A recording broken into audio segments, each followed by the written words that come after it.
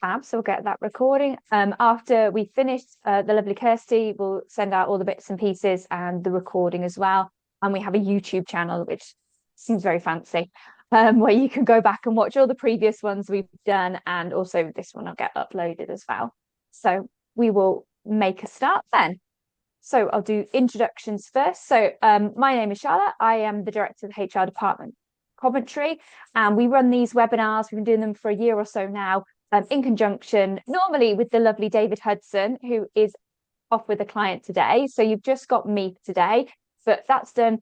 He is the managing director of the HR department, Clapham, Highbury, Islington, and Newbury, and South Oxfordshire. Is that right? Yes, thank you. Michelle's nodding. Thank you, Michelle, for it's a bit of a mouthful now as you guys have expanded. So the idea for today is, as I always say with these, I could talk for hours and hours and hours. This is a very short whistle-stop tour on what you need to know for a DSAR if you ever get one in. I will preface by saying that there is a lot of nuance to this subject. So, it's not always a one-size-fits-all. So it's always worth having a discussion with either us at the HR department, or there are businesses that, we work very closely with a business called Risk Evolves, who are based in Warwickshire, for more specific advice. So that's my little kind of disclaimer before we start. So we are going to be covering today deadlines, protecting other people's information, what you need to put in your response when you go back to the person, how we can keep it some consistency, and then we'll do a bit of a wrap up and a checklist of what are the key things that you need to be making sure you're looking at when you do get a subject access request. So start really simple. What is a DSAR? Now, they are either called a DSAR or an SAR or a SAR for short. So you'll probably hear me talk about all of those. They are all interchangeable for the same thing. It is person's right to make a data subject access request, which means they can make a request whether they are an employee, a contractor, a member of the public even can make them if you've been dealing with members of the public. And it is the right under law to have access to the information that you hold about that person. So that third point is a really, really important one. It's only data relating to an individual. So I could make a subject access request, and what I will get back is information about me. What I can't get is information about my colleagues, about their pay, about their holiday requests, anything else that's related to that person. If it's all on the same piece of paper, that other person's information needs to be completely redacted. So I only have the right to see my information. Some people get a little bit confused and kind of mixed up with, there was something that goes back to the 90s, which is called the Freedom of Information Act. And that is the ability to request information from an organisation. So you're thinking more like asking Severn Trent, where are they dumping sewage in our coastline, that kind of thing, rather than I want Joe Bloggs's pay rate because I think he's paid more than me. So it's two slightly different things. Sometimes people think that by doing a SAR or DSAR, they will be able to find out all of the juicy information. I think I'm paid less. I'm going to do a SAR and ask for everyone's info. Not how that works, unfortunately. What is included in a SAR sometimes throws people off. So it's emails, paperwork, work-based communication. So I put on their Slack, Teams, there's a million more instant messaging things, and WhatsApps. Now, the caveat with that, again, there's going to be lots of little disclaimers as we go through, is it's only if it is work-based. So if you have WhatsApp on your phone and you are talking about a person, then your WhatsApps on your work phone potentially are likely to be included in a subject access request because it's work-based, you're talking about an employee. If you have it on your personal phone and this person is somebody that you talk to outside of work, but you end up talking about a specific person, that's likely to not be part of what's included in a SAR. But things like Teams, emails, those sorts of things obviously are. In the olden days, it used to be opening a paper file and you would just photocopy everything in the file because it's all the data that's related to that person. Obviously, modern technology has meant that there is so many more things are covered. That is just a quick flick through of things as an example, but there's other stuff like payroll records, pension records, all of those sorts. So think about any third party that you use, but even potentially stuff if you are working with us at the HR department, your emails to us, because we are not a solicitor, are not protected. Anything we'll cover. Oh, you know what? I'm getting off topic. We will cover stuff that's not included later on. I am also, to let you know, I quite tend to ramble a lot in these. I've got Kirsty to set me a 20-minute warning. So once I've gone to that point, we know we've got too far. So everything under a subject access request is regulated by the ICO. So that's Information Commissioner's Office. They are also an invaluable source of information, well, ironically, information. So they have everything, how-to guides on how to deal with SARS. They are able to answer questions. Pretty much every business needs to be registered with them. I'm sure some of you may have had to do it yourselves, where you're registered with the Information Commissioner's Office. So they regulate everything. They are the ones who issue fines. They are the ones who regulate and make sure that companies are doing what they should with people's data. So here we go. We have had in an imaginary SAR from somebody. An employee has emailed and said, I want all the data that you are holding about me ASAP. So what do we need to do in terms of deadlines? So the important thing is that it's a month from when you receive it. But modern technology has now meant that when you receive it is when the email is delivered. So if the person decides at 3 a.m. that they are going to tap away their angry email and they want their subject access and I want this and I want that, that's when it goes live. So if it comes through to you at 3 a.m, help my teeth work, 3 a.m. Monday morning is when that starts. If they decide they want to write a letter to you and they, for whatever reason, they pop it in the post, if that letter is dated, what's the date today? The 21st, but it doesn't get to you until Monday is when that month starts.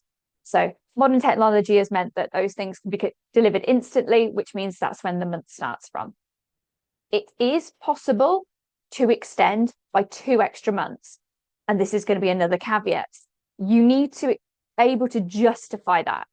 And there are certain criteria that would justify it. A regular SAR with a normal employee maybe asking for specifics, maybe not, would not be a grounds for extending it. Extending it needs to be where the workload is so significant that you're going to have to outsource it, or you're going to have to put somebody on it specifically, or that the redactions that are needed are so significant that you need extra time. And the ICO are quite nickety about when the 2 months is allowable. So you don't just assume that, oh, well, there's a lot of paperwork, so I'm going to have to do it. I've seen stuff with thousands and thousands of files that need to be gone through, and the ICO have said, no, you need to just do it. That doesn't grant you the extra 2 months. So it's not always as simple as, oh, it's fine, we've got 3 months. You should be working to that 1 month deadline where possible.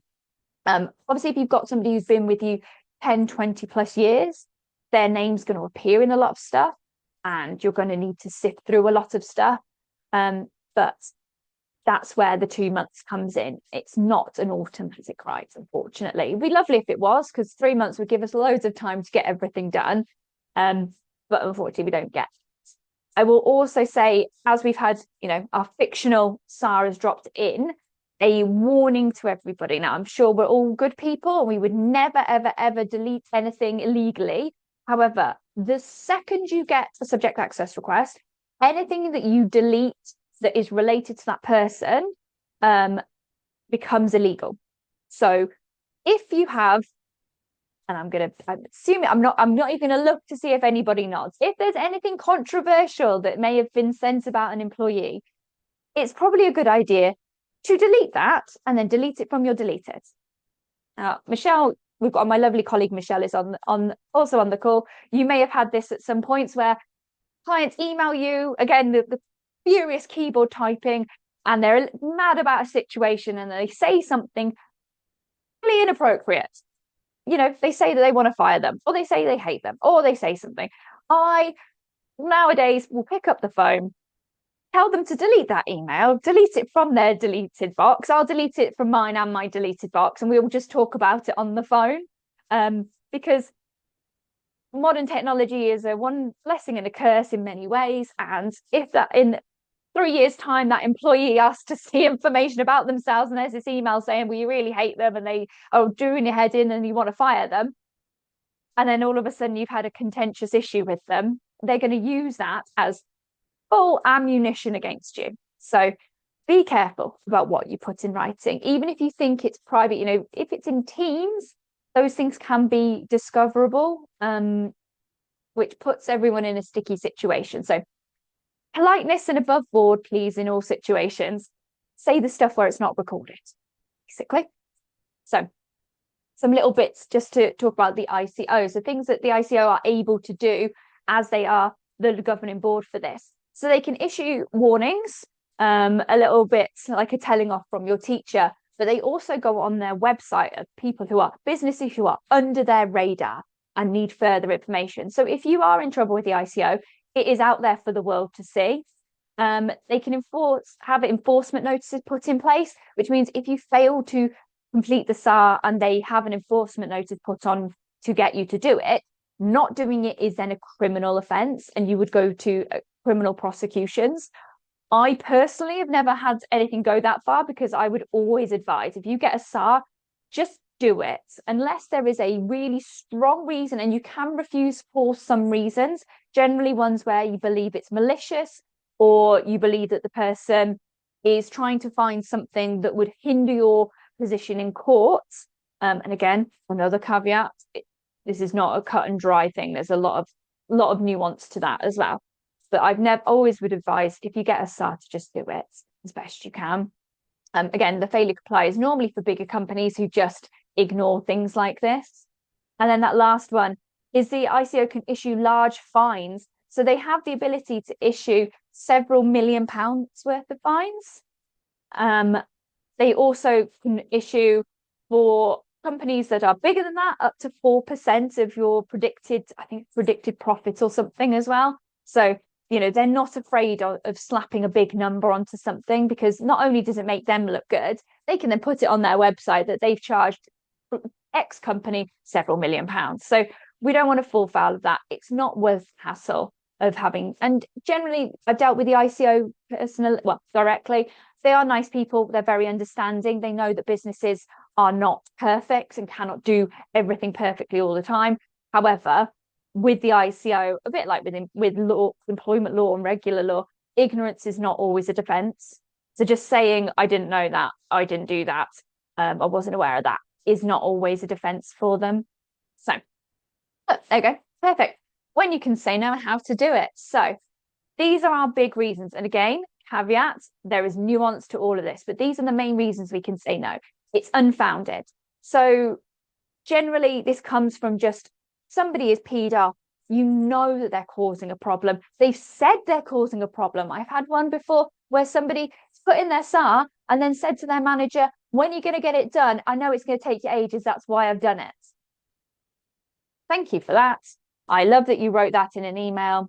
It really, really made my day, because then we said, well, that is a manifestly unfounded subject access request, so we're not going to comply. Manifestly excessive. So if the person has been with your company in a previous life, small story, previous life I used to work for Tesco, I was a manager, I dealt with all of this under the compliance umbrella. We had an employee who worked there for 40 years. If I'd have had to go through 40 years of her files, I'd throw myself off the roof. That is where manifestly excessive comes in. If you have got thousands and thousands and thousands of documents, and a lot of those documents have other people's data, and you work in a big company where you're going to be redacting line after line after line, that could be manifestly excessive. And it could be that we speak to the ICO, we explain what we've got, they look at it, they say, actually, even the 2 months is not going to be enough to do this work. So we're going to justify this as manifestly excessive and we're not going to comply. Or we are going to comply in parts with the things that are most relevant to your recent employment, not the things from 40 years ago. And the last one is covered by a legal exemption. And again, this one is a careful one to tread through. So the long and short of it is, if you feel or if you are in or you feel you're about to be in either a legal case through tribunal, an employment tribunal, or even a criminal civil case, if you believe that sharing some data would harm your defense in some way, you do not have to share it. This is one I would definitely seek further advice on because it is quite a complicated one to get through. But essentially, we had a recent case where person was left the organization and they'd gone to tribunal and they were making some claims, and then they decided, my guess is because they didn't have enough information to back themselves up, that they would send out a subject access request to try and dig for gold, which happens all of the time. They want to try and find something that they go, I will take that nugget and use that in my own, for myself. And we said, actually, we are right in the middle of a case and we are about to go to tribunal. And actually, we think that if we share this information, it would harm our defense. So we didn't share some of the information. And again, I know I keep saying it, but be very careful. A no is not an easy way out of this, because again, back to the enforcement notices, you could have one of those put on you by the ICO for not complying. And then if you still don't comply, it's, you are literally breaking the law. So no is not the quick way out of this, unfortunately. So if we are saying no, we need to explain our decision clearly. Write this is in writing to the employee. Because not only are they probably going to go to the ICO, they may well go to the employment tribunal, and we need to state our case. There needs to be a basis for this. So those 3 reasons are the kind of the foundation that we would start with, and we would then expand on why it would be too excessive, why we think it's unfounded, etc., etc. So they have their right to complain to the ICO. We need to inform them of that, which, again, that's fine. It's a person's right, but we need to put that into the letter to let them know, look, if you're not happy with it, go see the ICO. But again, that's why we need to have a very strong case, because the ICO are then going to come back to you and say, why have you said no? We need to explain that. We need to be, I put this just as a small reminder, factual, calm, professional. So we can help you write a letter. If you're saying no, or even if you are responding to a SIR, we can help you write that letter to make sure that we're hitting the right tone and it's professional. It's not just going back, as I've had one client do, going back and saying, not on your life am I doing this, with a few expletives. It's going to just rile people up. Kirsty, how are we doing for time? Am I okay? We borderline. I can't hear you. I'm just going to keep talking. 20-minute warning, Charlotte. Oh, okay. See, look, I even gave myself a 20-minute warning. Okay. And there's a couple of questions in the chat as well. I will go a bit quicker. So protecting other people's information. So we've sort of touched on it a bit, so I'm not going to go too in depth, but essentially, when a person does a subject access request, it is information about them as a person. So it would be information about them, their payroll, their pensions, their employment, disciplinaries, those sorts of things. Times when you've talked about them to other people. What it is not is other people. So if you've got a whole list that comes from your pension provider of everybody's pensions or everyone's deductions, it is only that one person's information that should go to them. The whole rest, they are not allowed to see. The same with things like redundancy. So we get quite often asked for things like, can I see the selection criteria or the scoring for other people? No, you can't. You can see your own. You can see the notes that we made to go alongside it. What you can't see is other people's. So third parties are literally anyone who isn't the person involved. So we're talking suppliers, contractors, other employees, basically anybody. It needs to be anonymized, redacted, however you want to do it. If there is stuff in there, have they consented to it? They need to know if that stuff is going over to somebody because it, for example, a group project or part of something important. Do they know that that information is being shared? And, would it be reasonable in the circumstances?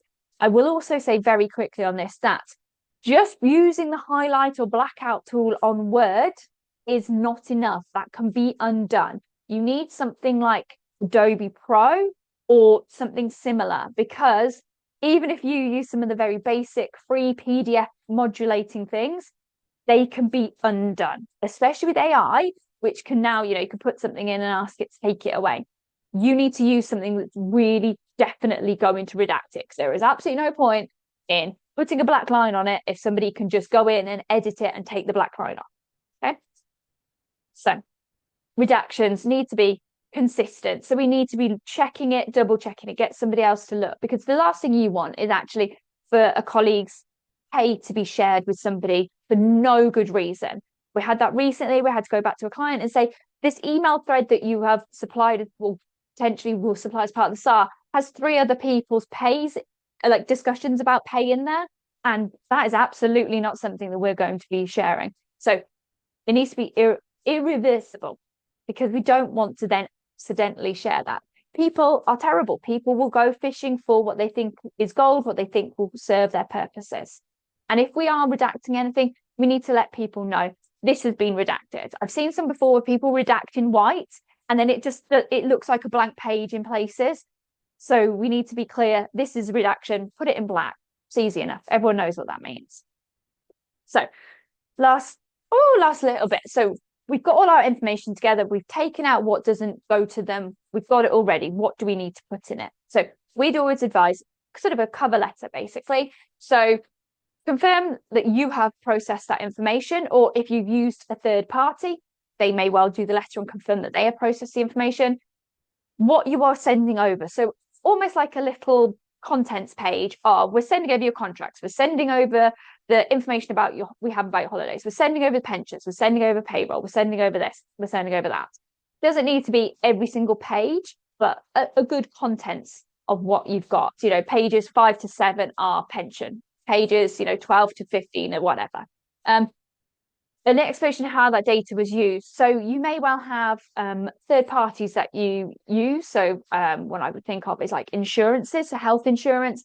Your employee may have completely forgotten that you use Aviva, for example. So when it says, information from Aviva, health plan, nice and simple, tell them what it's for so they know where it's been. And then anything extra.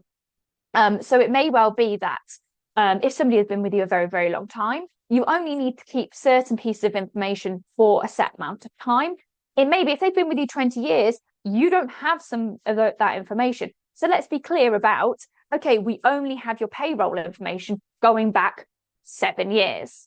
We don't have your contracts from 20 years ago, for example, just to be really clear. So they can't say that we've missed anything. This is to avoid saying, well, you've missed something, you've deliberately held something back. There we go. So what to put it in your response? We always do a letter. We do clearly laid steps. We put it in a logical order. The idea is that it's supposed to be a really easy to use document, so that the person can be assisted in looking for whatever miracle that they are looking for on the page. It's really tempting. I put a little warning about legal jargon. It's really, really tempting now with the rise of AI and ChatGPT and Copilot, whatever you're using, to just throw stuff into ChatGPT, get a nice legalese answer that makes you look really clever and smart. And the problem with that is, first, do not put personal information into AI. Never, ever, ever, ever, ever, ever do that, because it can't come back out and it can't be deleted. And that person probably hasn't given information for you to share their personal details with all of the internet. And the second thing is that by bogging it down in legalese, you're not really winning, because the person is just going to give it to ChatGPT to translate it. So keep it really simple, really clear. It needs to be accessible to the person. And then keep it consistent. Kirsty, I'm trying to go as quickly as possible. So if you get one and then you get another, we need to be following the same process. So, if you've had any policies in place, any procedures, we use them every single time. Maybe a template is useful of like, this is how we set out the first one. We're going to set the second one out the same way. Everything needs to go with the ICO. So I would always advise, if you are paying as a business to be registered with the ICO, you have every right to ring them up and ask for help and advice. They are free to use. They are really, or can be really useful, and they have a lot on their website. So if you're not sure on something, my first port of call, whether you ring us at the HR department, I would always go to the ICO website, see what the ICO are saying, because if you are following their advice, they're much less likely to come down on you like a ton of bricks for not doing something correctly. And equally, we can then defend decisions that we've made based on what we've taken from the ICO website. So the policies are out of date and unclear.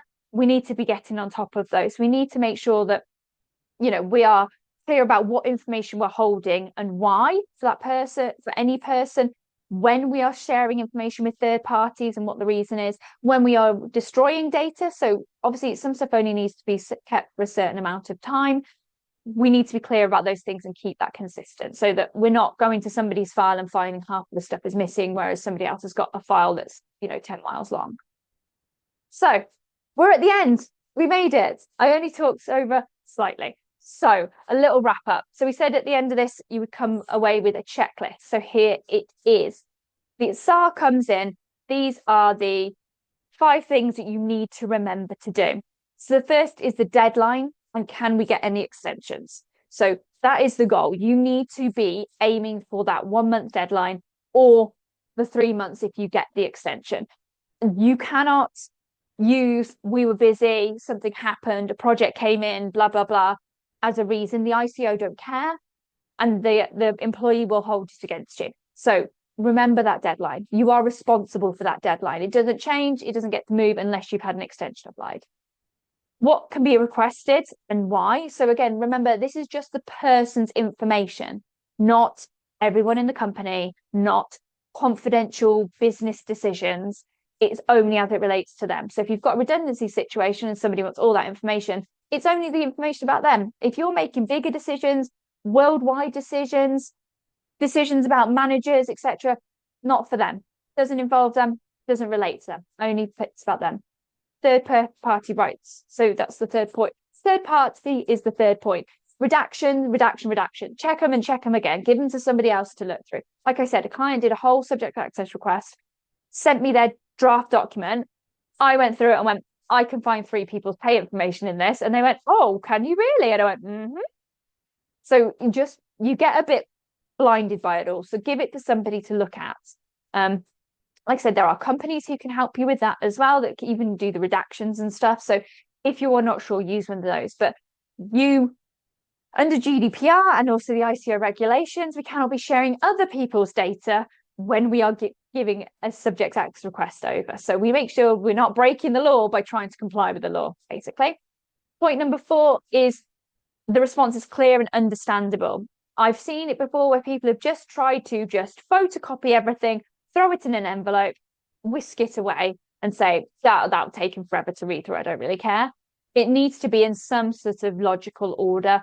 And, the ICO comes upon making things more difficult for the employee to go through. We should just be able to present it in a neat and tidy way. And the last one is looking at ICO guidance and your own policies if you have any. So that is the kind of final sense check, is what have you got? What should you be doing? The ICO, like I keep banging on about it because it is a great resource to use. And they are the ones ultimately who are in charge of it all. So we need to be doing what they say on their tin rather than doing what we fancy doing. I've seen some people before where they kind of do a bit and they do a great job and then they kind of get bored or they get busy or something else happens. And the last bit is just fudged together.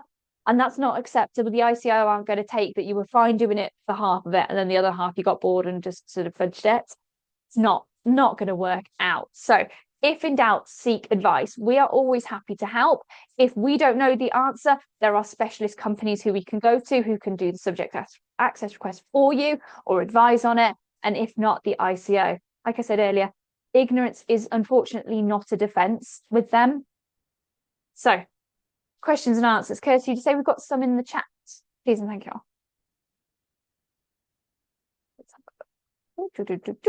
Sorry, I'm just opening it up. Yes, 4 questions in the chat, Charlotte. Oh, lovely. Okay. Is the clock, so the first one is from Michelle, is the clock stopped while identity is verified? What do you mean by identity is verified? As in we're working out the specifics? The person requesting it is who they say they are. Oh, that's a great question. That's a really good question. I would say yes, it is, because you need to, especially if it's coming from outside source.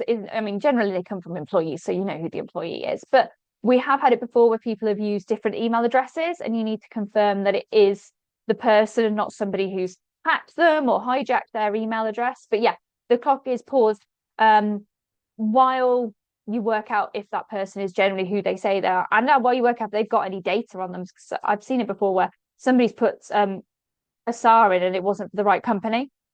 So there we go. We've got another one. Can a legal exemption be used for disciplinary grievance type investigations or best to redact? Oh, interesting. So what if the subject is dating the disciplinary investigations? I guess that means during the disciplinary process. So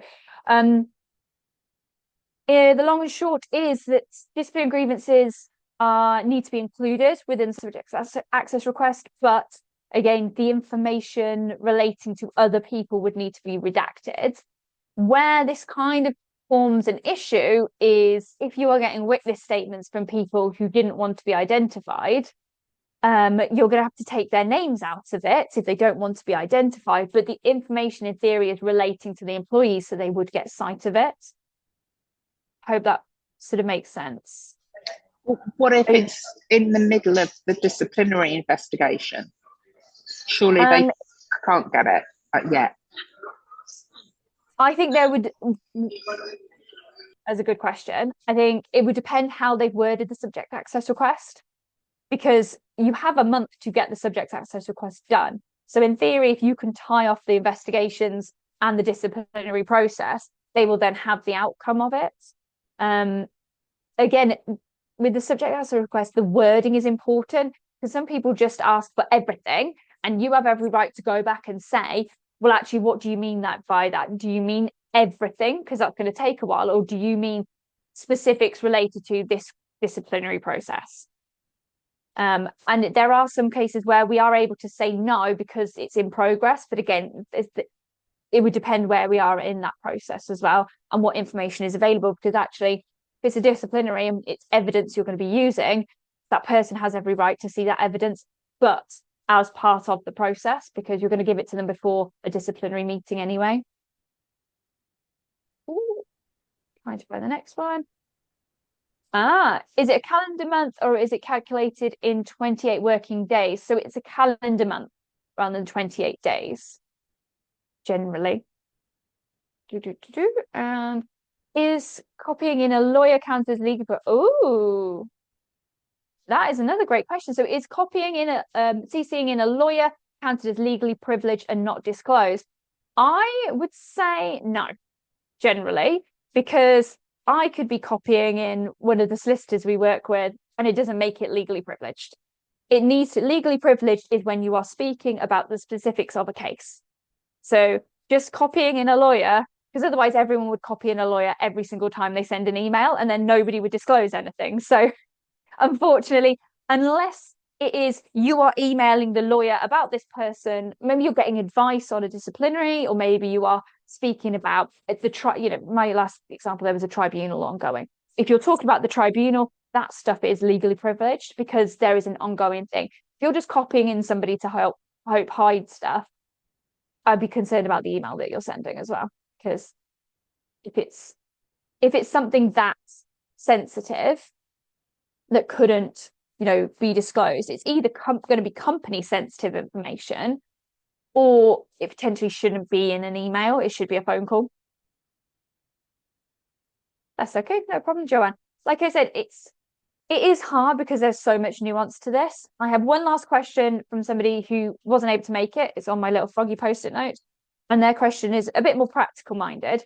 Is the employee has asked for a hard copy of everything, but that would take ages to do. Do we have to do it? So the answer is yes. So in theory, because this goes back to a little bit, not pre the internet, but pre things like Dropbox, SharePoint, that sort of stuff.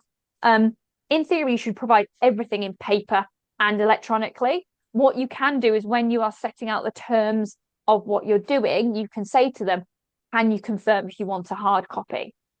And then if they say yes, you have to send it. If they say, no, I don't want all that paper, then you are fine to send it electronically. And that can be done either through an email or a Dropbox or a SharePoint, as long as only you and that person have access to it. So it is still private and confidential. But yeah, unfortunately, if somebody says they want to have it in paper, yeah, you need to send it in paper form. Use a really small font is my advice. I had it with a client recently and the stack was about this big.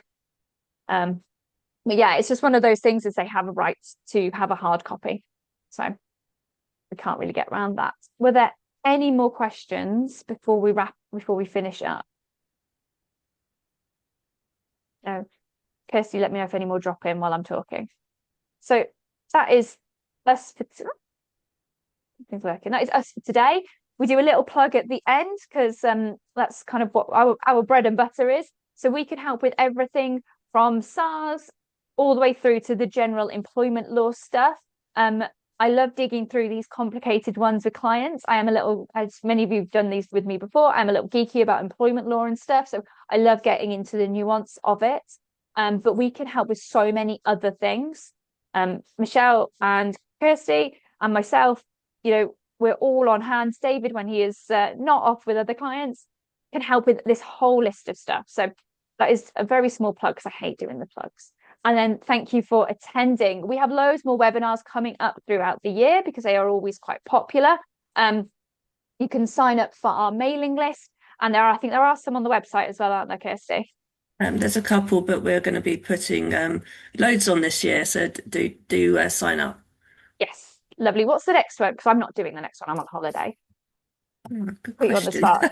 In April, we have a big national webinar all about the Employment Rights Bill, which David is doing with another licensee from Leicester called Nicola. So if you have any questions or you're not really sure what is going on with the Employment Rights Bill, because stuff is going to start taking effect in April, that's a great webinar to jump on as well. Kirsty, did you find out what the answer is? Actually, sorry, that one's the next one. That one's in February. It's February. And then apologies. And then we'll have another one later in the year as things update again. Thank you. See, this is why I need you to keep me on the straight and narrow. There we go. That is everything. You are free to go. Thank you so much for coming. It's always nice when I get to talk to a room, talk to a screen of faces rather than talking to nothing. So thank you very much. If you have any questions, feel free to reach out to us. Kirsty's going to send out an email with the slides and with the video and stuff. But we're always around to help with anything as best we can. So thank you all. It was really nice to see you. Kirsty, you can start recording now.